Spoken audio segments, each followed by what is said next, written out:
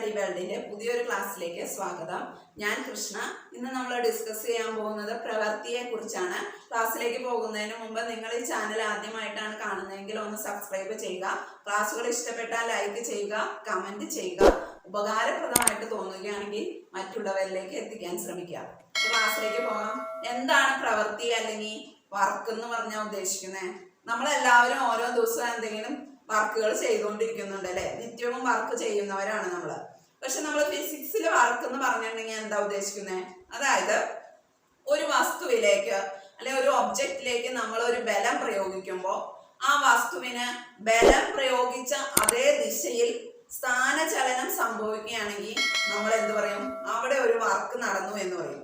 അതായത് when a work is said to be done, the object undergoes a displacement in the direction of the applied force. അതായത് force apply ചെയ്ത ദിശയിൽ തന്നെ എന്ത് ചെയ്യും? വസ്തുവിന് സ്ഥാനചലനം സംഭവിക്കുകയാണെങ്കിൽ നമ്മളവിടെ വർക്ക് നടന്നു എന്ന് പറയും. അങ്ങനെയാണെങ്കിൽ ഒരു എഫ് ന്യൂട്ടൺ ബലം ഒരു വസ്തുവിൽ പ്രയോഗിച്ചപ്പോൾ ആ വസ്തുവിന് ബലം പ്രയോഗിച്ച ദിശയിൽ എസ് മീറ്റർ സ്ഥാനചലനം സംഭവിച്ചു എങ്കിൽ ബലം ചെയ്ത പ്രവൃത്തിയുടെ അളവ് എന്താണ് എന്ന് നോക്കാം. അതായത് ഒരു വസ്തുവിലേക്ക് എഫ് ന്യൂട്ടൺ ബലം പ്രയോഗിച്ചപ്പോൾ ആ വസ്തുവിന് ബലം പ്രയോഗിച്ച ദിശയിൽ എസ് മീറ്റർ സ്ഥാനചലനം സംഭവിച്ചു എങ്കിൽ ബലം ചെയ്ത പ്രവൃത്തി എന്ന് പറയുന്നത് എന്താണ്? എഫ് പ്രവൃത്തി W equal to F into S. അതായത് പ്രവൃത്തി ഈക്വൽ ടു എന്താണ്? ബലം ഇൻറ്റു സ്ഥാനചലനം അല്ലെങ്കിൽ സ്ഥാനാന്തരം. W work is equal to force into displacement. Okay. അങ്ങനെയാണെങ്കിൽ ഫോഴ്സിന്റെ യൂണിറ്റ് എന്താ? ന്യൂട്ടൺ അല്ലെ? ബലത്തിന്റെ യൂണിറ്റ് ന്യൂട്ടൺ. ഡിസ്പ്ലേസ്മെന്റിന്റെ യൂണിറ്റ് എന്താ? മീറ്റർ. ഓക്കെ. അപ്പൊ പ്രവൃത്തിയുടെ അല്ലെങ്കിൽ വർക്കിന്റെ യൂണിറ്റ് എന്ന് പറയുന്നത് എന്താ? Newton metre. അല്ലെങ്കിൽ നമ്മൾ എന്ത് പറയും? ജൂൾ എന്നും പറയും. ഓക്കെ. അങ്ങനെയാണെങ്കിൽ പ്രവൃത്തിയുടെ CGS യൂണിറ്റ് എന്ന് പറയുന്നത് എന്താണ്? വർക്കിന്റെ CGS യൂണിറ്റ് എർഗ് ആണ്. Okay. Erg 1 joule is equal to 10⁻⁷ erg ആണ്. 1 ജൂൾ എന്ന് പറയുന്നത് 10⁻⁷ എർഗ് ആണ്. അതായത് ഒരു ജൂൾ എന്ന് പറഞ്ഞാൽ എന്താ നമ്മൾ ഉദ്ദേശിക്കുന്നത്? അതായത് ഒരു 100 ഗ്രാം മാസുള്ള ഒരു വസ്തുവിനെ നമുക്ക് എന്താണ് 1 മീറ്റർ ഉയർത്താൻ ആവശ്യമായ പ്രവൃത്തിയുടെ അളവിനെയാണ് നമ്മൾ എന്ത് പറയുന്നത്? 1 ജൂൾ എന്ന് പറയുന്നത്.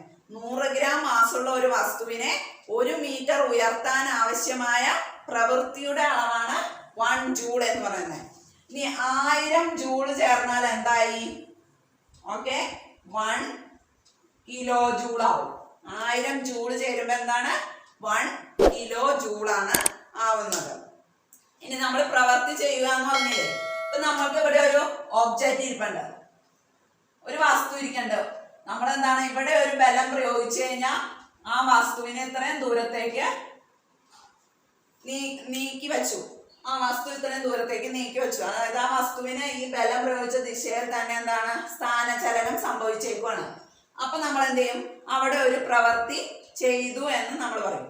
അതേസമയം നമ്മളിപ്പം പ്രവൃത്തിയെ ഒന്നും ചെയ്തില്ല എന്നതുകൊണ്ട് ഉദ്ദേശിക്കുന്നത് എന്തായിരിക്കും? ഇപ്പൊ നമ്മളൊരു ഭിത്തി തള്ളാൻ നോക്കുക.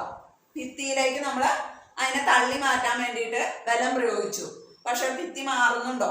മാറിയില്ല. അപ്പൊ നമ്മൾ എന്താ അവിടെ പറയുന്നത്? ഉദ്ദേശിക്കുന്നത് അവിടെ യാതൊരു രീതിയിലുള്ള പ്രവൃത്തിയും നടന്നില്ല എന്നാണ് ഉദ്ദേശിക്കുന്നത്. നെക്സ്റ്റ്, നമ്മൾ തറയിലിരിക്കുന്ന ഒരു വസ്തുവിനെ മുകളിലേക്ക് ഉയർത്താൻ ശ്രമിക്കുന്നു.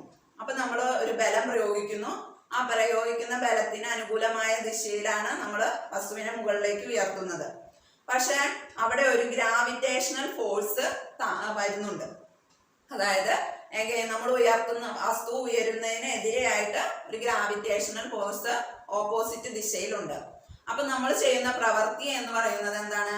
ഈ ഗുരുത്വാകർഷണ ബലത്തിന് എതിരെയാണ്. ഓക്കെ. അപ്പൊ when a body is raised to a height, the work is done against the gravitational force. അതായത് ഗുരുത്വാകർഷണ ബലത്തിനെതിരെയായിട്ടാണ് നമ്മൾ അവിടെ പ്രവൃത്തി ചെയ്യുന്നത്. ആ പ്രവൃത്തി എന്ന് പറയുന്നത് എന്താണ്? W equal to mgh. Okay, വസ്തുവിനെ ഉയർത്തുമ്പോൾ നമ്മൾ ചെയ്യുന്ന പ്രവൃത്തി എന്ന് പറയുന്നത് അഗൈൻസ്റ്റ് ദ ഗ്രാവിറ്റേഷണൽ ഫോഴ്സ് ആണ്. അതായത് ഇപ്പൊ m മാസുള്ള ഒരു വസ്തു, ഇവിടെയാണ് ഒരു വസ്തു ഇരിക്കുന്നത്. ആ വസ്തുവിനെ നമ്മൾ മുകളിലേക്ക് ഉയർത്തുമ്പോൾ വസ്തു ഇവിടേക്ക് വന്നു. ഓക്കെ, അപ്പൊ ഈ വസ്തുവിന്റെ ഇത്രയും മാറ്റം എന്ന് പറയുന്നത് h, ഇത്രയും ഉയരത്തിലേക്കാണ് അത് മൂവ് ചെയ്തത്. അപ്പൊ തറയിൽ നിന്ന് വസ്തുവിലേക്കുള്ള ദൂരം h. പിന്നെ g എന്ന് പറയുന്നത് എന്താണ്? ഗ്രാവിറ്റേഷണൽ ഫോഴ്സ് ആണ് g. പിന്നെ m എന്ന് പറയുന്നത് വസ്തുവിന്റെ ഭാരം. ഓക്കെ, അപ്പൊ പ്രവൃത്തി എന്ന് പറയുന്നത് W equal to mgh. അതായത് m എന്ന് പറയുന്ന വസ്തുവിന്റെ ഭാരം, g എന്ന് പറയുന്നത് ഗ്രാവിറ്റേഷണൽ ഫോഴ്സ്, h എന്ന് പറയുന്നത് എത്ര ഉയരത്തിലേക്കാണോ ഉയർത്തിയത് അതാണ്. ഒരു തറയില് ഒരു വസ്തു ഇരിക്കാം. നമ്മൾ ഒരു ബലം പ്രയോഗിച്ച് വസ്തുവിനെ ഇങ്ങോട്ട് വലിക്കുന്നു. വലിക്കുമ്പോൾ എന്താണ്? ബലം പ്രയോഗിച്ച് ഇങ്ങോട്ട് വലിക്കുമ്പോൾ വസ്തുവിന് സ്ഥാനചലനം സംഭവിക്കും. അപ്പൊ അതെന്താണ്? ഒരു പോസിറ്റീവ് ആയിട്ടുള്ള പ്രവൃത്തിയാണ്. ആ ബലം ചെയ്ത പ്രവൃത്തി എന്ന് പറയുന്നത് എന്താണ്? പോസിറ്റീവ് ആണ്. ഇനി വസ്തുവിനെ ഇങ്ങോട്ട് വലിക്കുമ്പോൾ ഇവിടെ ഒരു ഫ്രിക്ഷണൽ ഫോഴ്സ് ഉണ്ടാവുന്നുണ്ട്. അതായത് തറ ആ വസ്തുവിലേക്ക് ഒരു ഘർഷണ ബലം പ്രയോഗിക്കും. ആ ഘർഷണ ബലം എന്ന് പറയുന്നത് എന്താണ്? ഓപ്പോസിറ്റ് ഡയറക്ഷനിലായിരിക്കും. വസ്തു മൂവ് ചെയ്യുന്നത് ഇങ്ങനെയായിരിക്കും. ഘർഷണ ബലം എന്താണ്? ഓപ്പോസിറ്റ് ഡയറക്ഷനിലായിരിക്കും. അപ്പൊ ഈ ഘർഷണ ബലം ഓപ്പോസിറ്റ് ഡയറക്ഷനിലായതുകൊണ്ട് എന്താണ്? അതൊരു നെഗറ്റീവ്. ഘർഷണ ബലത്തിന്റെ പ്രവൃത്തി എന്ന് പറയുന്നത് നെഗറ്റീവ് ആയിരിക്കും. ഓക്കെ, വർക്കിനെ നമ്മൾ മെയിൻ ആയിട്ട് 3 ഡിവൈഡ് ചെയ്തിട്ടുണ്ട്. ഒന്ന് positive work, negative work, zero work. അതായത് എന്താ പോസിറ്റീവ് വർക്ക് എന്ന് പറഞ്ഞാൽ when the displacement is in the direction of the force. അതായത് നമ്മൾ അപ്ലൈ ചെയ്യുന്ന ബലത്തിന് അനുകൂലമായ ദിശയിൽ, ആ ബലം പ്രയോഗിച്ച ദിശയിൽ തന്നെയാണ് വസ്തുവിന് സ്ഥാനചലനം സംഭവിക്കുന്നതെങ്കിൽ അതൊരു പോസിറ്റീവ് വർക്കാണ്. അങ്ങനെയാണെങ്കിൽ ഒരു മാങ്ങ താഴേക്ക് വീഴുന്നു. മാങ്ങ താഴെ വീഴുന്നത് എന്താണ്? ഒരു പോസിറ്റീവ് വർക്കാണ്. അതായത് മാങ്ങ താഴേക്ക് വരുന്നു, അതേ ദിശയിൽ തന്നെയാണ് ഗ്രാവിറ്റേഷണൽ ഫോഴ്സും വരുന്നത്, അല്ലെ?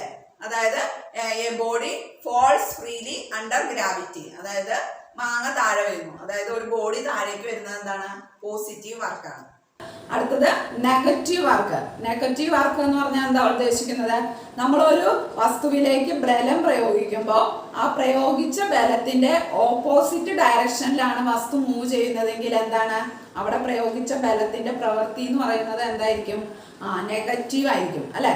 അതായത് when an object thrown upwards, the gravitational force applied against opposite to the displacement, then the work done by the gravitational force is എന്താണ്? Negative. Okay, next zero work. Zero work എന്ന് പറഞ്ഞാൽ എന്താണ്? അവിടെ വർക്കൊന്നും നടക്കുന്നില്ല. വർക്ക് നടക്കുന്നില്ല എന്ന് പറയാൻ കാരണം എന്തായിരിക്കും? നമ്മൾ ഫോഴ്സ് അപ്ലൈ ചെയ്യുന്ന ഡയറക്ഷനിൽ അവിടെ എന്ത് ചെയ്യുന്നില്ല? മൂവ്മെന്റ് അല്ലെങ്കിൽ ഡിസ്പ്ലേസ്മെന്റ് നടക്കുന്നില്ല. ഫോഴ്സ് ഒരു ഡയറക്ഷനിൽ അപ്ലൈ ചെയ്യുന്നു, ഡിസ്പ്ലേസ്മെന്റ് നടക്കുന്നത് അതിന്റെ ഓപ്പോസിറ്റ് അല്ലെങ്കിൽ പെർപെൻഡിക്കുലർ ആയിട്ടുള്ള ഡയറക്ഷനിലാണ് ഡിസ്പ്ലേസ്മെന്റ് നടക്കുന്നത്.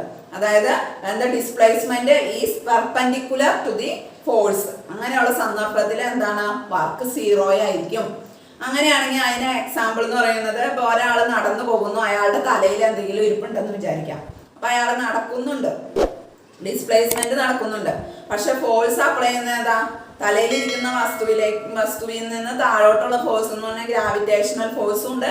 ഇയാള് തലയിലല്ല വച്ചിരിക്കുന്നത് സാധനം. അപ്പൊ ഗ്രാവിറ്റേഷണൽ ഫോഴ്സ് വരുന്നുണ്ട്. അത് പെർപെൻഡിക്കുലർ ആയിട്ടാണ് സംഭവിക്കുന്നത്, ഹൊറിസോണ്ടൽ ആയിട്ടാണ് ഇയാളുടെ ഡിസ്പ്ലേസ്മെന്റ് സംഭവിക്കുന്നത്. അപ്പൊ അങ്ങനെ 3 രീതിയിലുള്ള വർക്കുകൾ എന്താണെന്ന് മനസ്സിലായല്ലോ. നെക്സ്റ്റ്, ഒരു വസ്തുവിൽ 10 ന്യൂട്ടൺ ബലം പ്രയോഗിച്ചപ്പോൾ ബലത്തിന്റെ ദിശയിൽ 2 മീറ്റർ സ്ഥാനാന്തരം ഉണ്ടായാൽ ആ ബലം ചെയ്ത പ്രവൃത്തിയുടെ അളവ് കണക്കാക്കുക. അപ്പൊ നമ്മുടെ വർക്കിന്റെ ഇക്വേഷൻ എത്രയാണ്? Work is equal to force into displacement. Okay, ഇവിടെ ഫോഴ്സ് എന്ന് പറഞ്ഞാൽ അതിന്റെ യൂണിറ്റ് എന്തായിരുന്നു? ന്യൂട്ടൺ. അപ്പൊ 10 ന്യൂട്ടൺ. 10 ന്യൂട്ടൺ ഇൻറ്റു ഡിസ്പ്ലേസ്മെന്റിന്റെ മീറ്ററിലാണ് 2 metre. Okay, equal to 20 newton metre ആണ് ആൻസർ. ഓക്കെ, നെക്സ്റ്റ് 100 ഗ്രാം മാസുള്ള ഒരു പുസ്തകം തറയിൽ നിന്ന് 1 മീറ്റർ ഉയരമുള്ള മേശപ്പുറത്ത് ഉയർത്തി വയ്ക്കുമ്പോൾ ഗുരുത്വാകർഷണ ബലത്തിനെതിരെ പ്രയോഗിക്കുന്ന ബലം ചെയ്യുന്ന പ്രവൃത്തിയുടെ അളവ് കണക്കാക്കുക. അതായത് വസ്തുവിന്റെ മാസ് എത്രയാ? 100 ഗ്രാം. മേശപ്പുറത്തേക്ക് വയ്ക്കുന്ന മേശപ്പുറത്തിന്റെ ഉയരം 1 മീറ്റർ. 1 മീറ്റർ ഉയരമുള്ള മേശപ്പുറത്തേക്കാണ് 100 ഗ്രാം മാസുള്ള വസ്തു വയ്ക്കുന്നത്. നമ്മൾ പഠിച്ചിട്ടുണ്ട് എന്താണ് ഒരു വസ്തു മുകളിലേക്ക് ഉയർത്തുമ്പോൾ എന്താണ് അതിന്റെ ഗ്രാവിറ്റേഷണൽ ഫോഴ്സിനെതിരെയാണ് പ്രവൃത്തി ചെയ്യുന്നതെന്ന് പഠിച്ചിട്ടുണ്ട് അല്ലേ?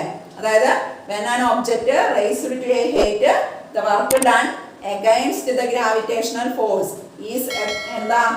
W equal to mgh. Okay, ഇതിൽ m എത്രയാ? 100 ഗ്രാം എന്ന് തന്നിട്ടുണ്ട്. അതിനെ നമുക്ക് കിലോഗ്രാമിലാക്കാം. 100/1000 equal to 0.1 kilogram. Then G എന്താണ്? ഗ്രാവിറ്റേഷണൽ ഫോഴ്സ് എത്രയാ? 10 meter per second. H എത്രയാ? 1 meter. വർക്ക് എന്ന് പറയുന്നത് 0.1 into 10 into 1 equal to 1 newton metre അല്ലെങ്കിൽ 1 ജൂൾ എന്ന് എഴുതാം. ഓക്കെ, നെക്സ്റ്റ് 100 ഗ്രാം മാസുള്ള ഒരു പുസ്തകം തറയിൽ നിന്ന് 1 മീറ്റർ ഉയരമുള്ള മേശപ്പുറത്ത് ഉയർത്തി വയ്ക്കുമ്പോൾ ഗുരുത്വാകർഷണ ബലത്തിനെതിരെ പ്രയോഗിക്കുന്ന ബലം ചെയ്യുന്ന പ്രവൃത്തിയുടെ അളവ് കണക്കാക്കുക. അതായത് വസ്തുവിന്റെ മാസ് എത്രയാ? 100 ഗ്രാം. മേശപ്പുറത്തേക്ക് വയ്ക്കുന്ന മേശപ്പുറത്തിന്റെ ഉയരം 1 മീറ്റർ. 1 മീറ്റർ ഉയരമുള്ള മേശപ്പുറത്തേക്കാണ് 100 ഗ്രാം മാസുള്ള വസ്തു വയ്ക്കുന്നത്. നമ്മൾ പഠിച്ചിട്ടുണ്ട് എന്താണ് ഒരു വസ്തു മുകളിലേക്ക് ഉയർത്തുമ്പോൾ എന്താണ് അതിന്റെ ഗ്രാവിറ്റേഷണൽ ഫോഴ്സിനെതിരെയാണ് പ്രവൃത്തി ചെയ്യുന്നതെന്ന് പഠിച്ചിട്ടുണ്ട് അല്ലേ? അതായത് when an object raised to a height, the work done against the gravitational force is എന്താ? W equal to mgh. Okay, ഇതിൽ m എത്രയാ? 100 ഗ്രാം എന്ന് തന്നിട്ടുണ്ട്. അതിനെ നമുക്ക് കിലോഗ്രാമിലാക്കാം. 100/1000 equal to 0.1 kilogram. Then G എന്താണ്? ഗ്രാവിറ്റേഷണൽ ഫോഴ്സ് എത്രയാ? 10 meter per second. H എത്രയാ? 1 meter. വർക്ക് എന്ന് പറയുന്നത് 0.1 into 10 into 1 equal to 1 newton metre അല്ലെങ്കിൽ 1 ജൂൾ എന്ന് എഴുതാം. ഓക്കെ, അപ്പോൾ ഇതോടുകൂടി നമ്മൾ ഇന്നത്തെ ക്ലാസ് വൈൻഡപ്പ് ചെയ്യാണ്. വർക്കിന്റെ പോർഷൻ നിങ്ങൾക്ക് മനസ്സിലായി കാണുമെന്ന് വിചാരിക്കുന്നു. ക്ലാസ്സുകൾ ഇഷ്ടപ്പെട്ടാൽ ലൈക്ക് ചെയ്യുക, കമൻറ്റ് ചെയ്യുക, ചാനൽ സബ്സ്ക്രൈബ് ചെയ്യുക. നെക്സ്റ്റ് ക്ലാസ്സുമായി കാണും വരെ എല്ലാ കൂട്ടുകാർക്കും നന്മ നേരുന്നു. Thank you.